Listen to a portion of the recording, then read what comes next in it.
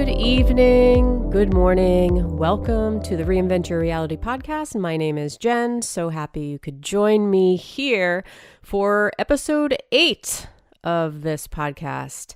I really do appreciate you tuning in, where today is going to be an interesting talk and something that's been going around lately. This is kind of the trendy new topic, and that is cancel culture. The cancel culture. And whether or not you agree with it, there may be some parts of it that you agree with and other parts of it that you do not agree with. But this is kind of this big deal right now. And what I'm going to relate cancel culture to today, or I'm going to answer the question, is cancel culture an example of toxic positivity? Now, I'm sure you have heard this term before, toxic positivity. What exactly is it? Because I feel like a lot of people don't really understand what it means, or they think just because somebody is optimistic that they don't have a grasp on reality. And, it's very, very different. And what I'm going to get into today are the differences between toxic positivity and actual optimism in life, and how this relates to cancel culture, okay? So in a way, let me just give you my opinion right off the bat.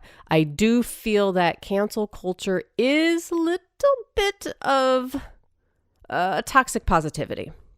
And I'm going to get into why in this podcast, okay? So let's play the comparison game here.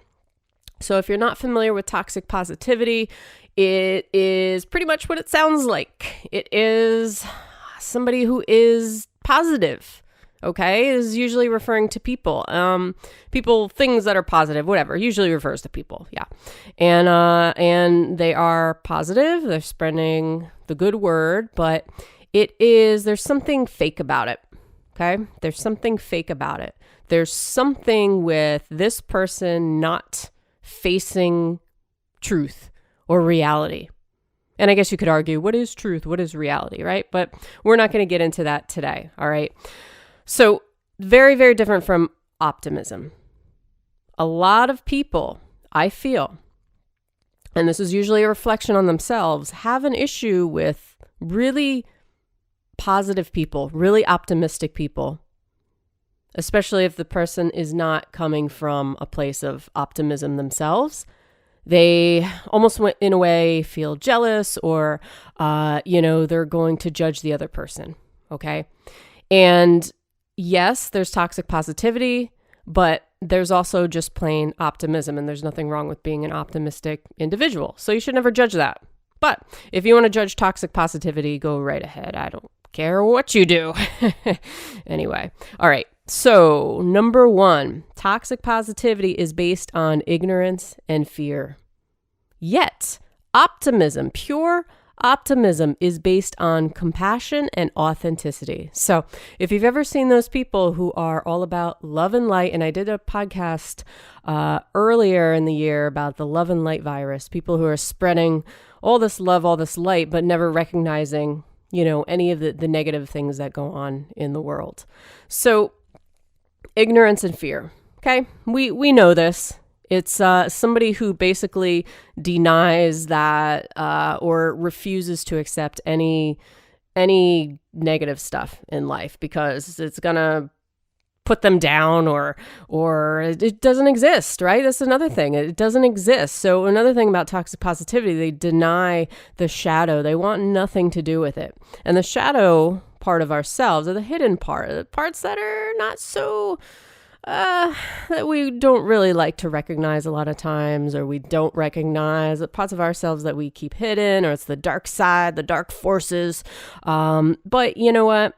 The yin and the yang, man. You can't have the light without the dark. But people who are a little too positive, they deny.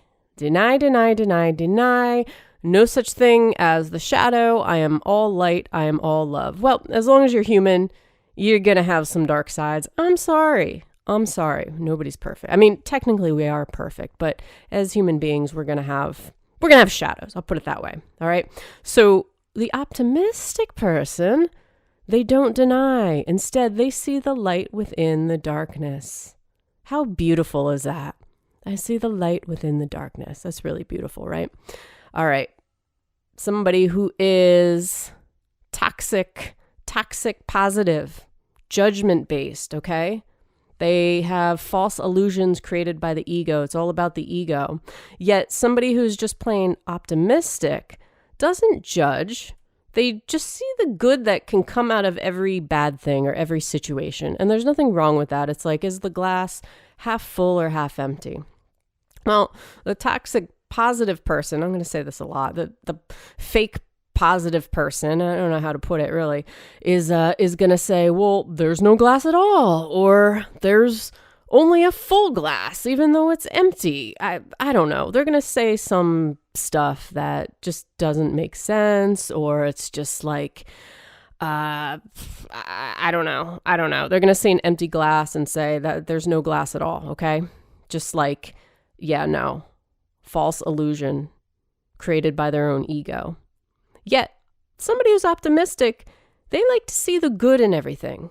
And sometimes I feel like people have issues with other people who want to see the good in bad situations. Take COVID, for example. All right, nobody's saying that COVID is a good thing. It's not good that people are dying in a pandemic, but somebody may see it as a blessing in disguise. For example, I have seen it as a blessing in disguise, not COVID itself, but the things that came out of COVID. For example, everybody being home, I was able to tap into creativity. I'm doing podcasts. I wouldn't be able to do that if it was still pre-COVID. So I like to see the good that comes with the bad, not denying that any such thing exists or that the situation is good, the pandemic itself, but I would like to choose to see the good that comes with the bad, okay? So I'm not going to focus all my time on just the bad. So that's the difference, okay? All right. So the glass doesn't exist. There's a glass in front of you, and somebody will say the glass doesn't exist. Okay? This is where I'm going to tie in cancel culture real quick, okay? Or not so real quick. So, what do you think about cancel culture? Do you think it is beneficial to rummage through old children's books that are many, many years old, that have been out, that have been published, that have been popular? Is it beneficial to rummage through and just erase? Erase. Never existed. Okay? This, to me, and this is my opinion, is an example of some toxic positivity, all right? You're saying, this never existed, this book never existed, you never existed. They turn the other way. Turn the other cheek, okay? Ignorance. Now, somebody who's optimistic, they may say, okay, look at this book, okay? What can we learn? What can we talk about? What can we discuss from this book? Don't erase history. Learn from it. Freaking learn from it. Why do we do this? Why do we just feel the need to erase like it never existed, okay? This is our quick fix society. This is us putting a Band-Aid on old wounds and never healing them. Because the Band-Aid is just going to fall off again, okay? It's just going to fall off. It's going to fall off, all right? Instead of facing the monster head on, it's like, what are we teaching our children? For real. For real? For real. Okay? Somebody who is toxic, positive toxic, they're basing their life on repression. Okay? Again, it's this false illusion created by the ego, but it's only on the surface. They're really good at burying the emotions. So, you know those people. They walk around like they're on a cloud and, they're always smiling. They're happy, only good vibes, man. Only good vibes. No bad vibes around here. But if you look into your eyes, their eyes, you may see some sadness. You may see some things that are buried a little bit deeper, okay? And these people usually boast about their happiness. They're very outside focus, external, okay? Whereas somebody who's purely optimistic about their life, about humanity in general, about things actually getting better and people getting along and being compassionate and loving, they have an inner quiet confidence to them. Okay? They don't boast about it. They have this internal choice, just their true nature of how they see the world or how they want to see the world or recognize the world. They believe that people are mostly good. They understand that, we have emotions, but we don't bury them. We feel them. We don't resist. Okay? Inside out focus. Instead of the outside in, inside out focus. They understand that we have lower states, we have higher states. And that's okay. All right. So, the toxic positive person, they attach to an outcome. They're attaching to the high of the emotions, of the feel good, attaching to the high of the outside sources or gods or gurus or leaders or celebrities, etc. And somebody who's just optimistic, they're detached, they're neutral. Okay? They're grounded, they're present, they're not influenced by anyone or anything. So, all right, if anybody has an issue with somebody who's optimistic, I have an issue with you. Because what the world needs are the people who are truly optimistic, who truly have hope, who choose to see the good in every bad situation, who choose to face the monster, who choose to face reality or choose to face history, who don't want to just erase because they're scared of offending somebody. They want to actually have a discussion about it because they know that if you've been raped, you can't deny that you've been raped, okay? If you've been abused, you can bury it, you can stuff it down, but that doesn't mean it's not there within you, okay? These are extreme examples, but this is very true. And this is what we're doing over and over and over again. We are, instead of being present focused or future focused, we're reliving the past. Or we're not reliving the past. We're completely obliterating the past. And what message is that sending? What message is that sending to our children? Our children are going to suffer. They are the ones who are going to suffer because they have no clue. If they take the history out of history, if they take the history out of schools, or they take racism and bigotry and hatred, if they take all that stuff out, kid has no idea of what's to come, or, if he's faced or she is faced with something. So I don't understand why we are so focused on Pepe Le Pew. Why are we so focused on Dr. Seuss instead of moving forward, instead of talking about it, instead of learning from it? Okay? But that's just my opinion. That's my opinion.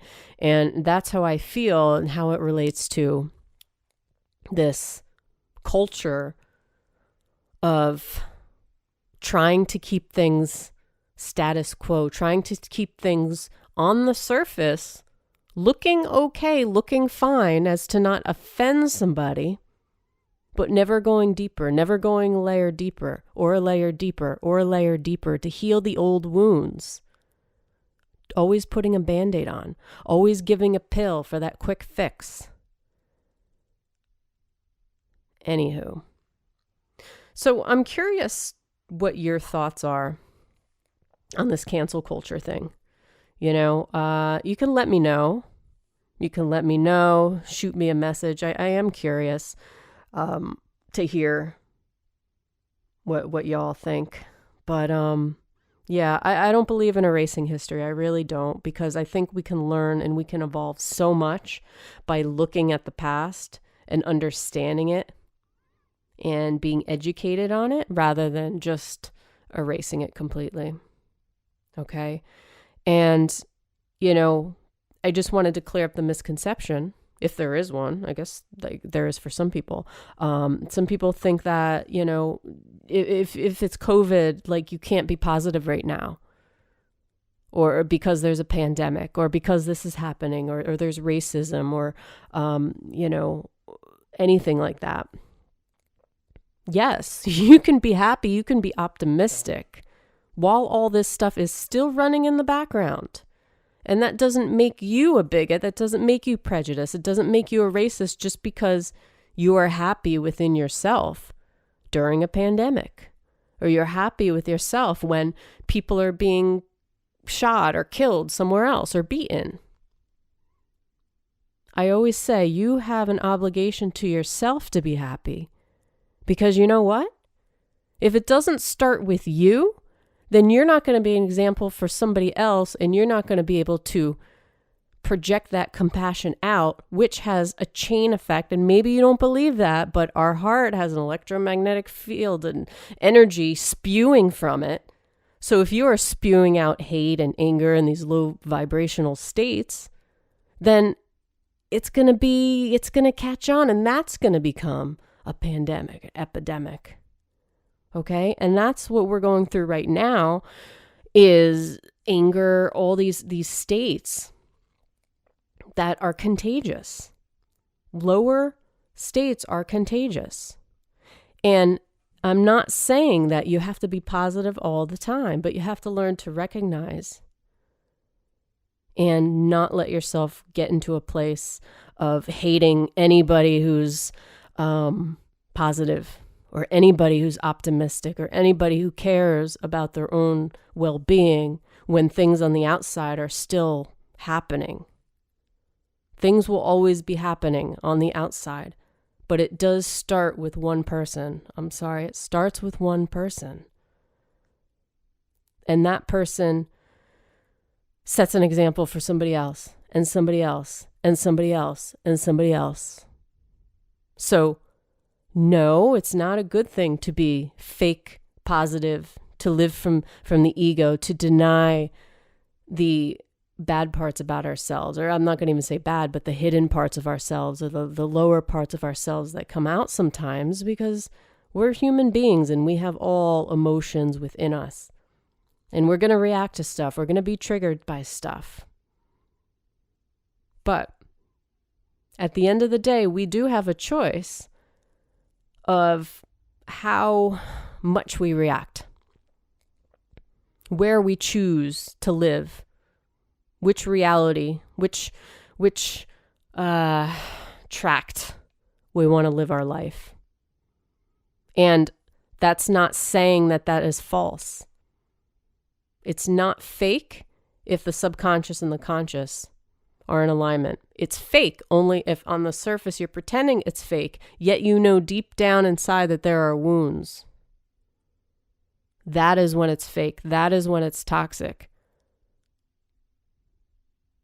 Anywho, this was a little more serious than I wanted, but I'm doing this late at night, and yeah, I guess I'm tired or something, but yeah, thanks for listening. Thanks for listening. I want to hear your thoughts on this stuff. Maybe the next one will be more fun, but it's an issue right now, and I just wanted to talk about it a little bit because, it's the new thing, cancel culture, and positivity, nothing wrong with it, but just make sure it's coming from your heart. It's coming from a good place. So, thank you for listening till the end. I truly, truly appreciate it. If you want to check out more of my stuff, go to my website, www.jenpalco.com. I have a YouTube channel, so you can look me up on there, Jen Palco. I'm on Instagram, Jen_Palco. I'm on Facebook. I'm on Twitter, Jen Palco. I'm on all the socials, all the socials. And my new book is out, 12-Step Guide for the Self-Help Book Addict. You can find that on barnesandnoble.com, Amazon, on my website, jenpalco.com. And that is it for me today. And I hope you have a lovely day, and I will talk to you on the next podcast. Peace.